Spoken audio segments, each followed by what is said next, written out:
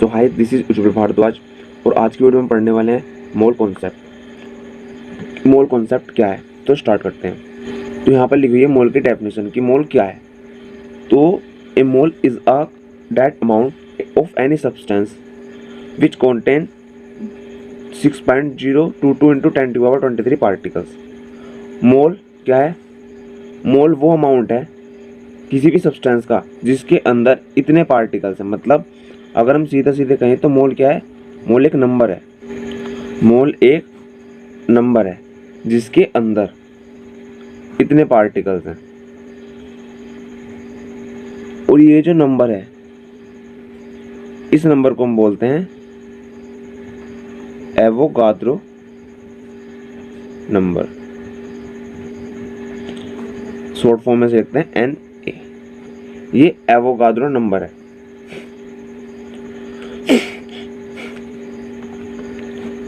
जिस प्रकार हमारे 1 डजन में कितने होते हैं? 12 नंबर। अगर हम 1 डजन कोई भी चीज लें तो उसमें क्या होगा? 12 नंबर होंगे। जैसे हमारा 1 डजन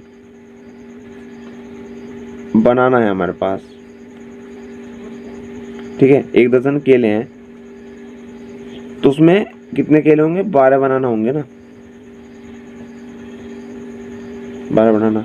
हमारे पास 1 डजन पेन है तो उसमें कितने पेन होंगे? 12 पेन होंगे। उसी प्रकार हमारे 1 मोल में कितने नंबर होंगे? 6.022 इंटू 10⁻23 नंबर।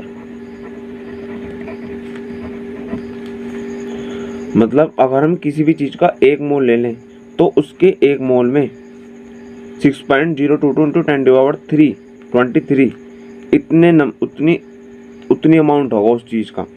यहाँ हम कुछ भी रखें तो उसके 1 मोल के अंदर इतना अमाउंट होगा। और यही चीज हमारी क्या कहलाती है? जो नंबर है इसे बोलते हैं हम एवोगाद्रो नंबर। तो हम किसी भी चीज का 1 मोल निकाल लें। मान लो हम ले रहे हैं 1 मोल ऑफ, हम 1 मोल हाथी ले रहे हैं, ठीक है, हाथी। तो 1 मोल हाथी में हमारे कितने हाथी होंगे? 6.022 इंटू 10⁻23 इतने हाथी होंगे हमारे। अगर मैं 1 मोल पेन ले लूं, 1 मोल पेन, तो 1 मोल पेन के अंदर हमारे कितने पेन होंगे? वो होंगे हमारे 6.022 इंटू 10⁻23 पेन्स।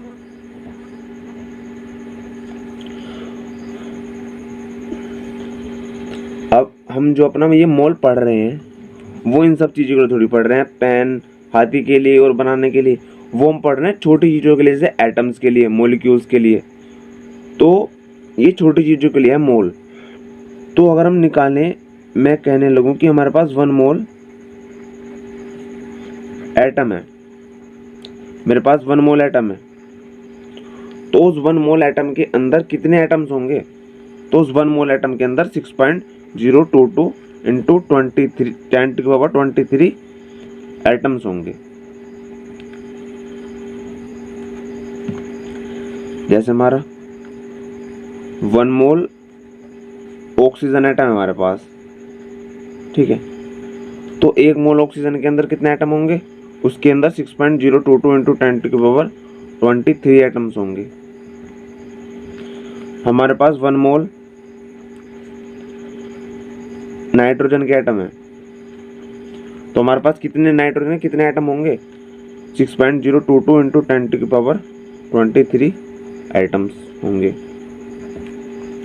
उसी प्रकार हमारे पास क्या है? 1 मोल हाइड्रोजन के एटम है तो उसमें कितने एटम होंगे? 6.022 इंटू 10⁻23 एटम्स होंगे। इस प्रकार हमारे 1 डजन में किसी भी चीज का 1 डजन ले लो तो उसमें 12 नंबर होते हैं। जैसे हमारा 1 डजन बनाने में भी 12 बनाना थे, 1 डजन पेन में भी 12 पेन थे, 1 डजन हाथी में भी 12 हाथी होंगे। उसी प्रकार हमारा जो एक मोल होगा उसमें भी 6.022 इंटू 10⁻23 क्या होंगे? उतने ही नंबर होंगे जो चीज़ हम ले रहे हैं। जैसे हम 1 मोल हाथी ले रहे हैं तो हमारे इतने ही हाथी होंगे। 1 मोल पेन ले रहे हैं तो इतने ही पेन होंगे।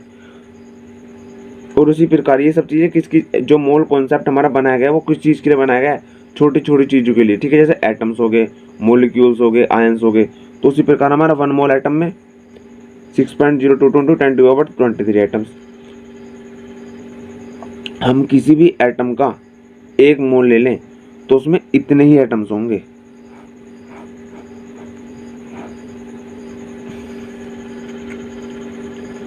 मतलब अगर हम सीधी सीधी भाषा में कहें तो 1 मोल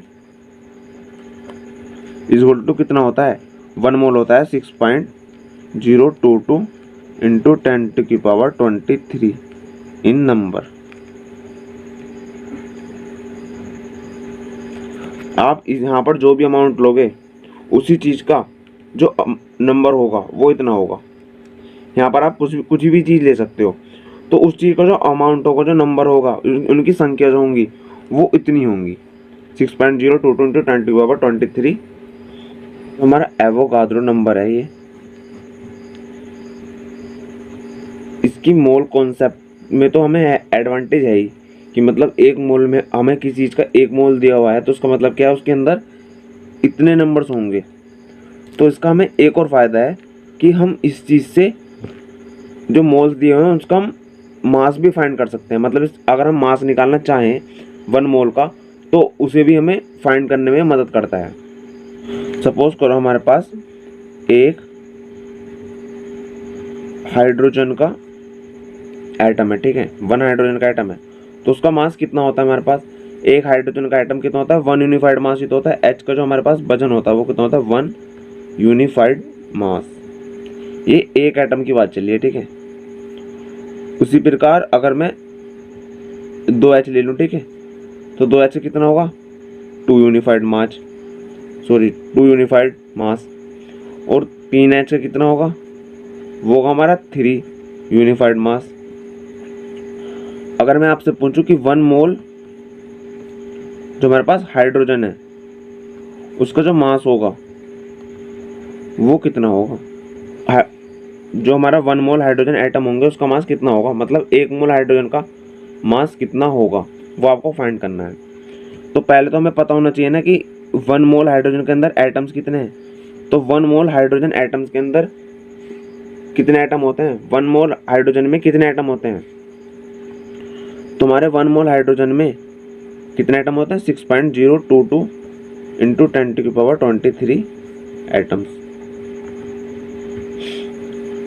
भाई 1 मोल में इतने ही तो नंबर होते हैं। तो मैं किसी भी चीज़ का 1 मोल ले लूँ, चाहे वो हाइड्रोजन का हो, ऑक्सीजन का हो, नाइट्रोजन का हो या फिर वाटर का हो, किसी भी मोलिक्यूल का एटम का अगर मैं 1 मोल ले लूँ तो उसके अंदर इतने ही तो नंबर होंगे। तो उसी प्रकार हमारा 1 मोल हाइड्रोजन में भी कितने एटम होंगे, इतने ही तो एटम होंगे। तो जब एक हाइड्रोजन का वजन 1 यूनिफाइड मास, 2 का 2 यूनिफाइड मास, 3 हाइड्रोजन का 3 यूनिफाइड मास, तो इतने हाइड्रोजन एटम का मास कितना होगा, कितना होगा ये होगा हमारा 6.022 × 10⁻23 यूनिफाइड मास। तो जब एक हाइड्रोजन का तुम्हें पता था ना 1 होता है, तो 2 का इतना हुआ, 3 का इतना हुआ, 3 का इतना होगा, 5 का कितना होगा, 5 होगा। तो उसी प्रकार हमारे इतने का कितना होगा, इतना ही तो होगा, 6.022 × 10⁻23 यूनिफाइड मास। एवोगाद्रो नंबर जो है हमारे पास, इस चीज़ की एडवांटेज ये है कि आपको हाइड्रोजन का मास भी इतना लंबा लिखना पड़ रहा था, ठीक है, या किसी भी एटम का, सपोज करो हमारे पास ऑक्सीजन है, ठीक है, ऑक्सीजन का जो हमारे पास वजन होता है कितना होता है, वो 16 होता है, 16 यूनिफाइड मास। तो हमारे पास 1 मोल ऑक्सीजन का जो हमारे पास मास होगा कितना होगा, वो 16 × 6.022 × 10⁻23 यूनिफाइड मास। वही जब एक ऑक्सीजन का हमारे पास इतना था, 2 ऑक्सीजन का कितना होता है, इससे 2 से मल्टीप्लाई कर देते। अगर 3 का निकालना तो हम 3 से मल्टीप्लाई कर देते। उसी प्रकार हम इतने एटम्स का निकालना है ना भाई, 1 मोल जो हमारे पास ऑक्सीजन होता है उसके अंदर इतने ही तो एटम्स होंगे। तो इतने एटम्स का मास कितना होगा, हमने 16 की मल्टीप्लाई इस नंबर से कर दी, तो ये मास होगा। तो इसकी एडवांटेज ये है कि आप जो मास लिख रहे हो तो ये नंबर आप ना लिख के उस मास को आप ग्राम में कन्वर्ट कर सकते हो। ग्राम में कन्वर्ट करने के लिए आपको कुछ करने की आवश्यकता नहीं है, आपको ये नंबर हटा देना है, ठीक है। और बस केवल जो ये हमारे पास साइन है यूनिफाइड मास जो हमारे पास, या फिर जिसे हम AMU बोल सकते हैं, उसकी जगह आपको क्या लिख देना है, उसकी जगह आपको बस ग्राम लिख देना है और इस नंबर को आपको हटा देना है।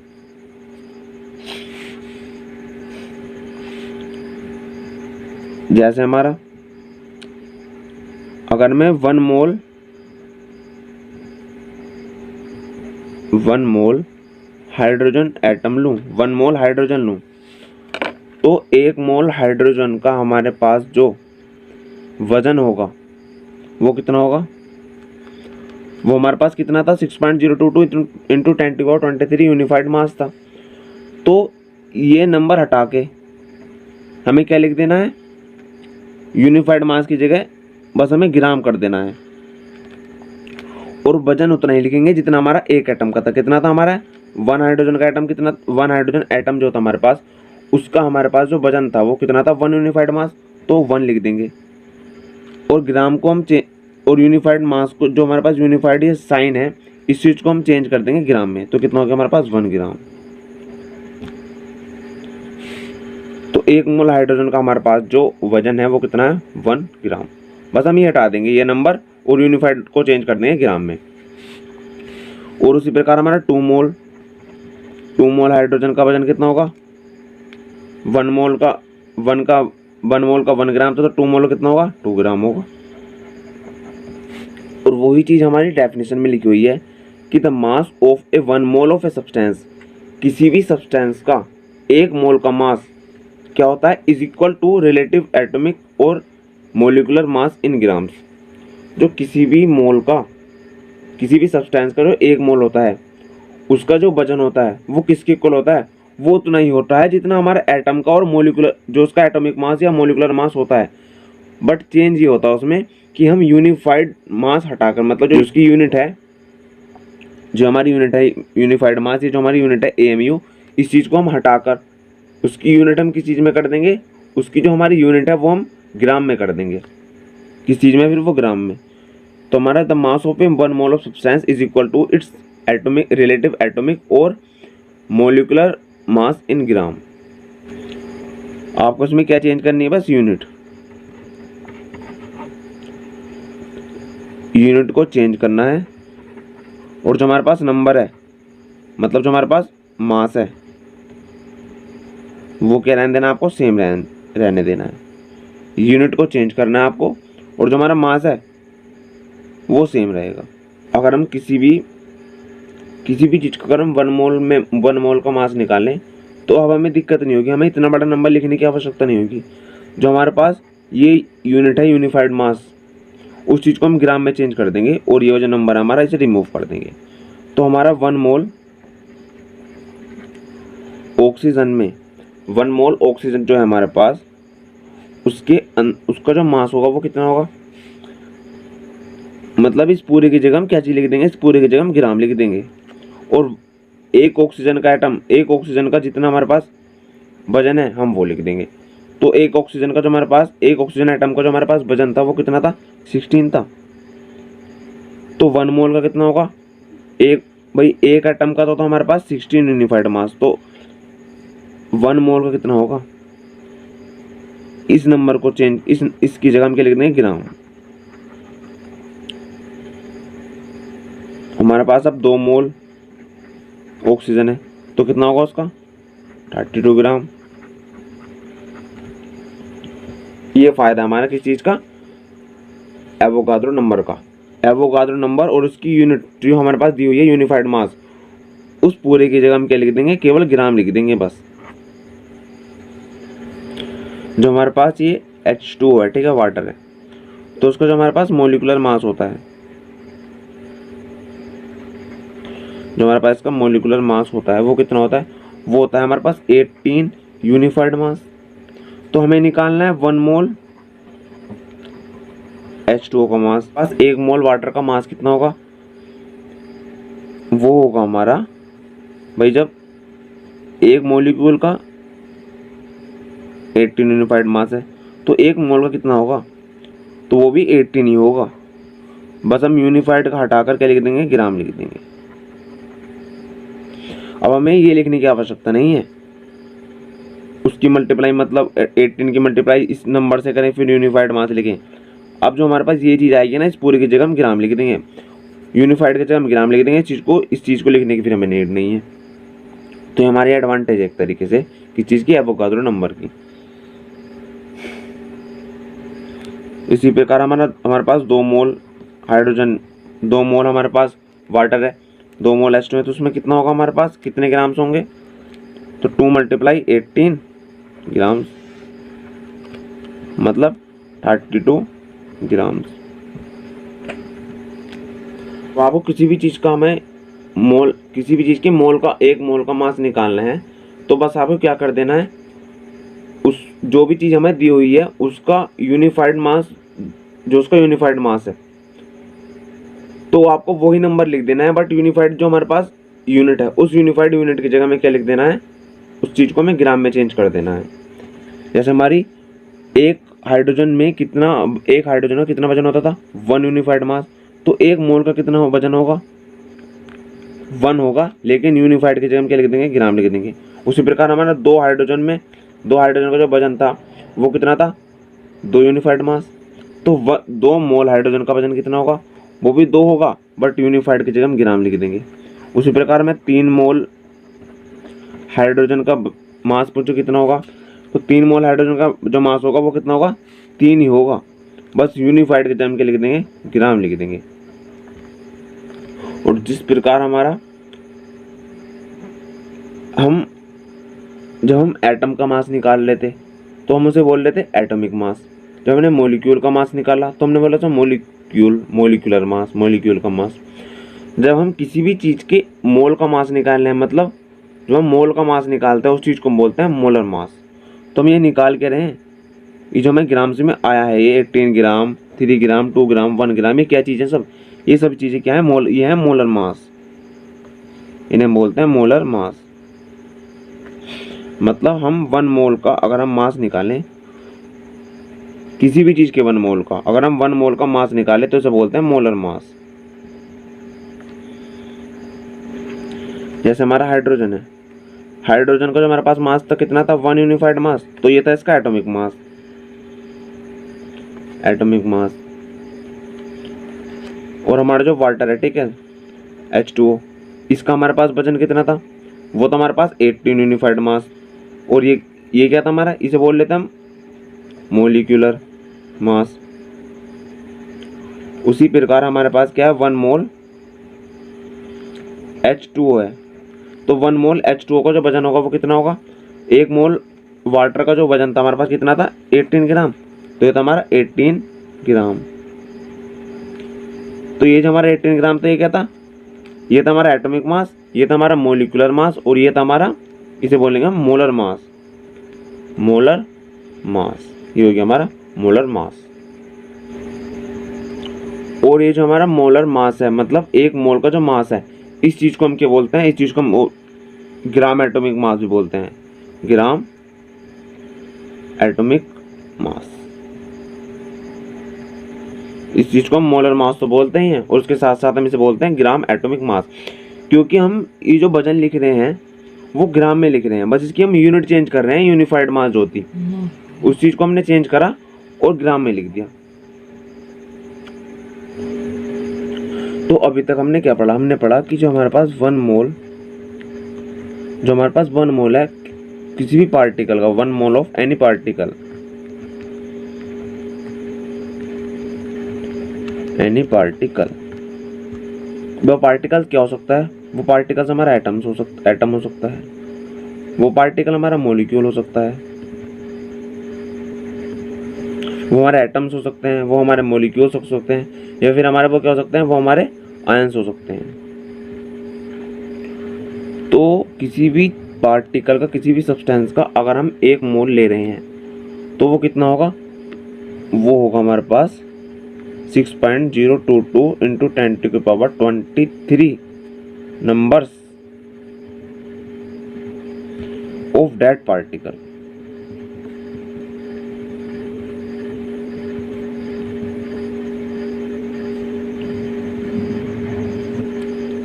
अगर हम 1 मोल एटम ले रहे हैं तो हमारे पास इतने एटम होंगे।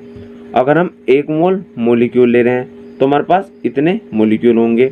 हम 1 मोल आयंस ले रहे हैं तो हमारे पास इतने ही क्या होंगे, इतने हमारे पास आयंस होंगे। हम किसी भी चीज़ का अगर हम 1 मोल निकालें तो उसके अंदर हमारे इतने नंबर होंगे। और हमने एवोगाद्रो जो नंबर था उसकी एडवांटेज क्या पड़ी थी, उसकी एडवांटेज थी हमारी मास निकालने में। तो वही चीज़ हमारी किसकी इक्वल होगी, अगर हम 1 मोल किसी भी पार्टिकल का हम 1 मोल का मास निकालें, वही वो एटम्स हो सकता है, मॉलिक्यूल हो सकता है, आयंस हो सकते हैं, उनके अगर हम 1 मोल का क्या निकालें, मास निकालें, तो वो किसके इक्वल होता है, वो इक्वल होता है जो हमारे पास मास होता है इसका किसी 1 मोल का, वो किसके इक्वल होता है, वो होता है उस पार्टिकल के मास के इक्वल, लेकिन हम इसे ग्राम में रखते हैं। तो किसके इक्वल होगा, ये होगा इक्वल होगा रिलेटिव मास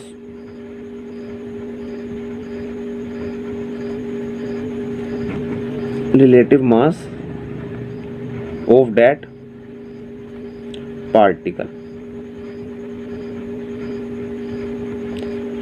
वो उस पार्टिकल के रिलेटिव मास के इक्वल होगा, बट हम किस चीज में रखेंगे उसका मास, उस चीज का मास हम ग्राम में रखेंगे,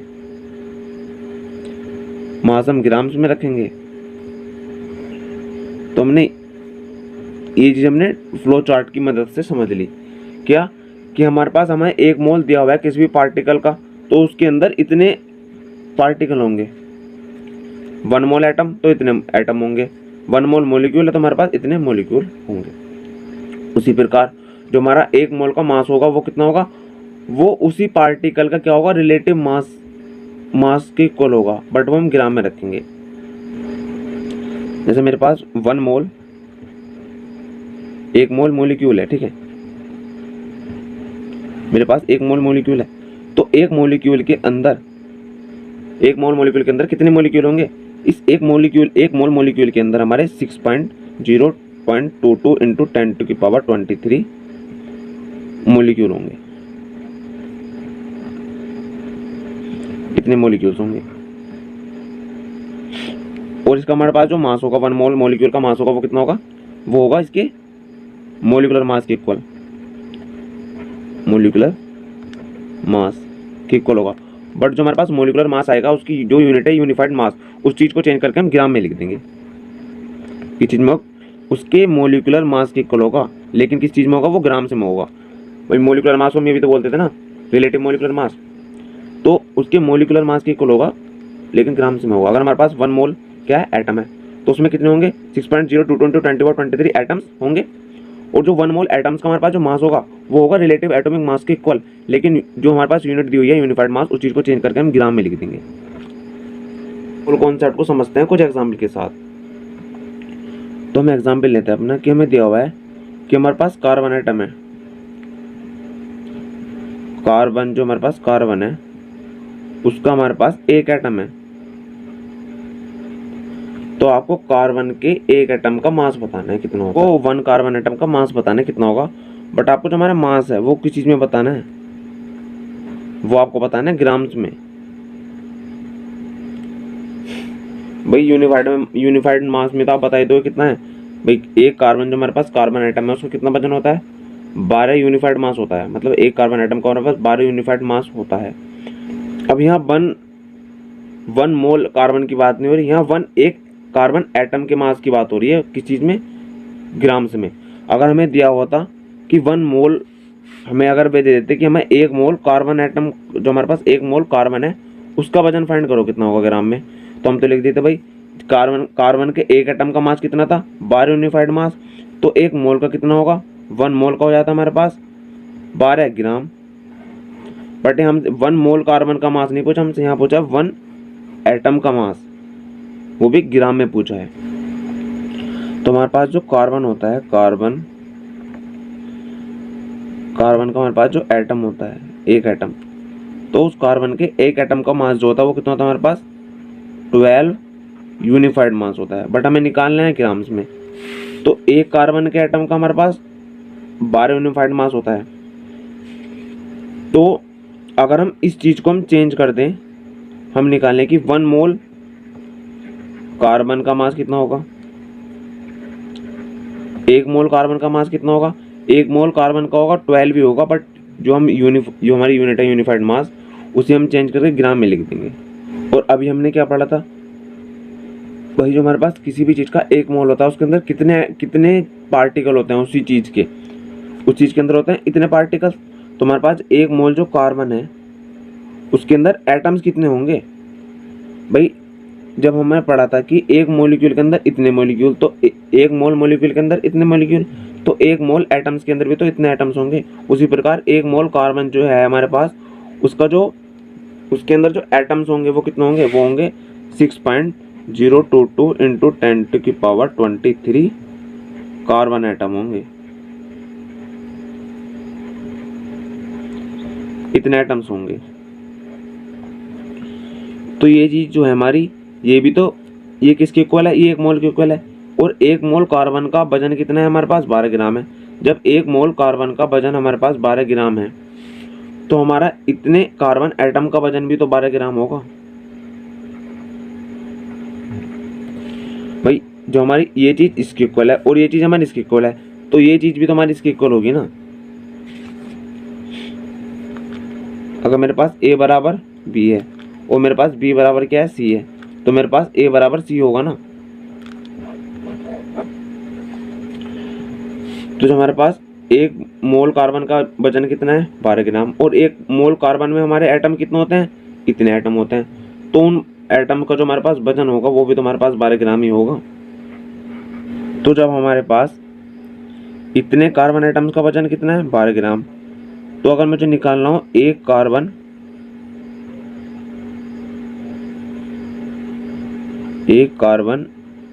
एटम, मेरे पास 1 कार्बन का एटम है, तो उसका वजन कितना होगा मेरे पास भाई, इतने का है 12 ग्राम, तो 1 कार्बन कितना होगा, वो होगा 12 अपॉन, भाई चीज को ये इधर ले जाएंगे ना डिवाइड में, 6.022 into 10⁻23।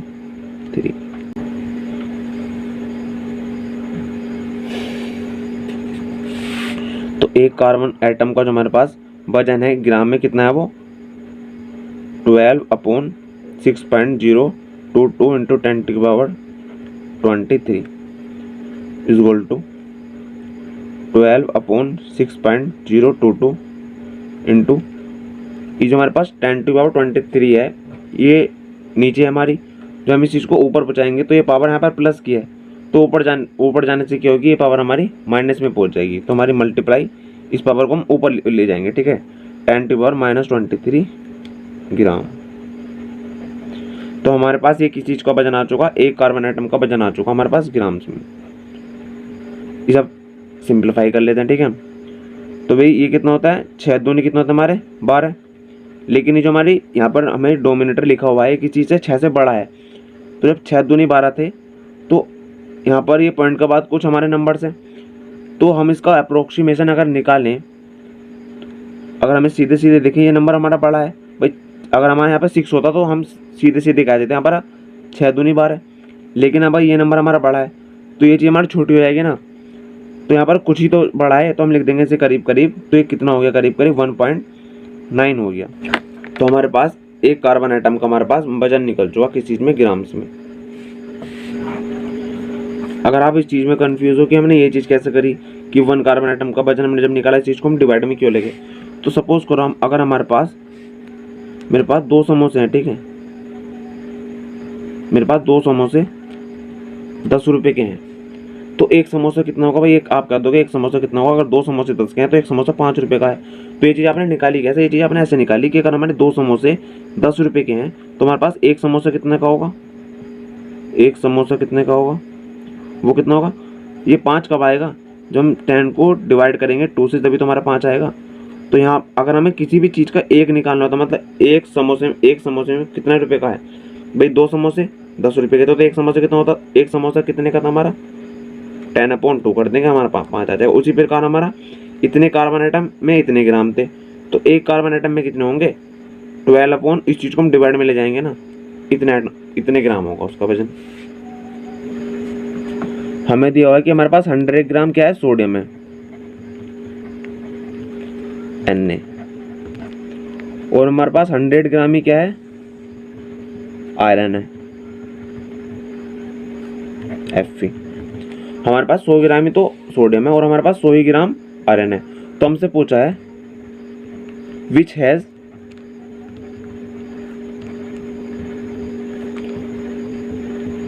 More numbers of atoms. हमारे पास 100 ग्राम तो क्या है, सोडियम है, और हमारे पास 100 ग्राम आयरन है। तो उनके अंदर एटम किसके अंदर ज़्यादा होंगे, ये पूछा है कि which has the more numbers of atom. इन दोनों में से किसके अंदर ज़्यादा एटम्स होंगे। इनका वजन ही तो सेम है लेकिन एटम तो डिफरेंट होंगे ना, तो वो ही पूछा हमसे कि ज़्यादा किसके अंदर होंगे। तो हमारे पास जो सोडियम होता है Na, उसके जो हमारे पास एक एटम होता है उसका वजन कितना होता है, वो होता है 23 यूनिफाइड मास। तो हमारे पास 1 मोल जो सोडियम है, 1 मोल सोडियम Na, उसका वजन कितना होगा, उसका वजन 23 कितना होगा, बस यूनिफाइड के जगह हम ग्राम लिख देंगे। यही तो करते हैं हम चेंज एटम्स। जब हम एक मोल किसी भी चीज़ का 1 मोल का मास निकालते हैं, हम उसे बस उसके जो हमारे पास एटम का वजन होता है उसी वही लिख देते हैं हम, लेकिन यूनिफाइड मास की जगह हम ग्राम कर देते हैं। 1 मोल Na में 23 ग्राम है, तो 23 ग्राम Na में 1 मोल ही तो होंगे ना। हमारे पास 1 मोल सोडियम में कितने ग्राम हो गए, तो 23 ग्राम। हमने इस चीज़ को रिवर्स करके लिख दिया कि 23 ग्राम सोडियम में हमारे पास इतने मोल्स हैं सोडियम के। तो इतने मोल्स हैं, वन मोल्स में एटम्स कितने होते हैं, वो होते हैं 6.022 इंटू 10⁻23 एटम्स सोडियम के। तो हमारे पास 23 ग्राम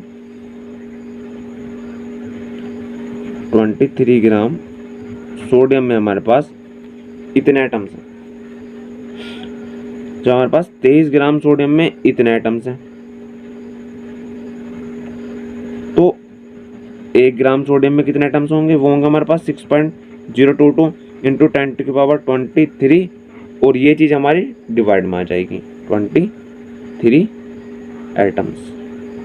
तो 1 ग्राम सोडियम में हमारे इतने एटम्स आ चुके। तो जब 1 ग्राम सोडियम में हमारे इतने एटम्स हैं तो 2 ग्राम में कितने होंगे, और ये हमारे पास ये जो चीज़ लिखी हुई है हम इसे x मान लेते हैं, ठीक है। ये जो चीज़ हमारे पास, इस चीज़ की मल्टीप्लाई हम किस चीज़ से कर देंगे, 2 से। अगर हमसे पूछा है कि 3 में कितने होंगे, तो इसकी मल्टीप्लाई हम 3 से कर देंगे। वो पूछेगा हमसे 50 ग्राम में कितने होंगे, तो हमारे पास ये जो नंबर दिया हुआ है, एटम्स दिए हुए हैं, इसकी मल्टीप्लाई हम 50 से कर देंगे। अगर उसने हमसे पूछा कि 100 ग्राम में कितने होंगे, 100 ग्राम हमारे पास सोडियम में कितने एटम्स होंगे, तो कितने होंगे 6.022 इंटू 10⁻23 अपॉन 23 मल्टीप्लाई बाय 100, इतने एटम्स होंगे। अब निकालते हैं अपना कि 100 ग्राम आयरन में कितने एटम होंगे। तो भाई जो हमारे पास आयरन होता है फिर उसको जो हमारे पास वजन होता है वो कितना होता है, वो होता है हमारे पास 56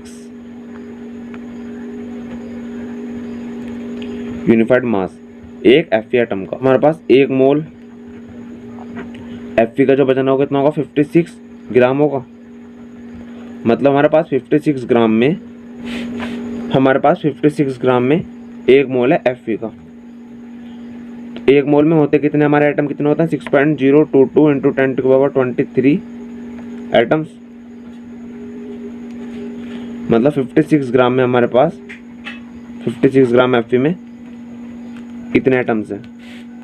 तो 1 ग्राम Fe में कितने एटम्स होंगे,